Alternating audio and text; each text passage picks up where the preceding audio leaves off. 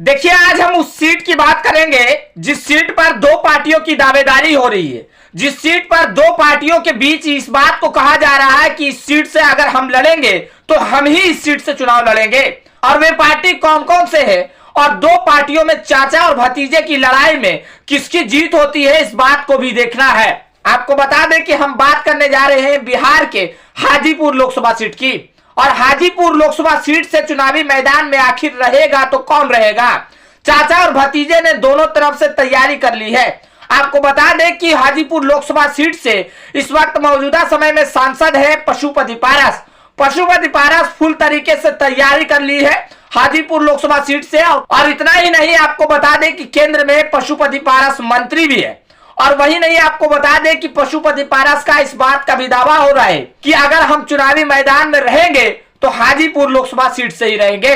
और उसी के साथ आपको बता दें कि हाजीपुर लोकसभा सीट से भी चिराग पासवान ने भी तैयारी कर लिया है। चिराग पासवान का भी लगातार सभा हो रहा है हाजीपुर सीट पर। और हाजीपुर सीट पर यह ऐलान भी कर दिए हैं कि लड़ेंगे तो हमारी पार्टी से ही कोई प्रत्याशी होगा। आखिर किसे चुनावी मैदान में उतारा जाएगा हाजीपुर लोकसभा सीट पर।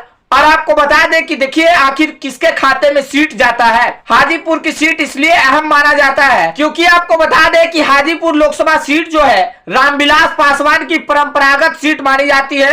और इसके लिए आपको बता दें कि हाजीपुर सीट पर चिराग पासवान सबसे ज्यादा दावा कर रहे हैं और कह रहे हैं कि लोजपा का यानी कि लोक जनशक्ति पार्टी जिस वक्त थी उस वक्त सबसे सुरक्षित सीट अगर माना जाता था तो हाजीपुर लोकसभा सीट। और इस बार देखिए, चिराग पासवान सबसे ज्यादा अगर किसी सीट पर दावा कर रहे हैं तो हाजीपुर सीट पर दावा कर रहे हैं। हालांकि चिराग पासवान पहले से ही इस बात को ऐलान कर दिए हैं, हम तो चुनावी मैदान में जमुई लोकसभा सीट से ही रहेंगे, लेकिन एलजेपी-आर की ओर से कोई उम्मीदवार दिया जाएगा हाजीपुर सीट पर।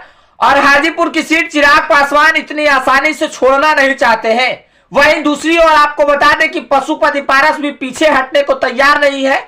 लेकिन अब देखिए, भारतीय जनता पार्टी की ओर से क्या फैसला लिया जाता है, बिहार में एनडीए गठबंधन की ओर से क्या फैसला लिया जाता है कि हाजीपुर की सीट किसे दिया जाएगा, या चिराग पासवान को दिया जाता है या पशुपति पारस को। और इन दोनों पार्टियों में से कोई भी पीछे हटने को तैयार नहीं है। दोनों की दावेदारी हो रही है तो हाजीपुर सीट पर, लेकिन दरअसल ये सीट किसके खाते में जाएगा इस बात का भी अभी पता नहीं लग पाया है। क्योंकि आपको बता दें कि एनडीए गठबंधन में अभी सीटों का बंटवारा नहीं हुआ है।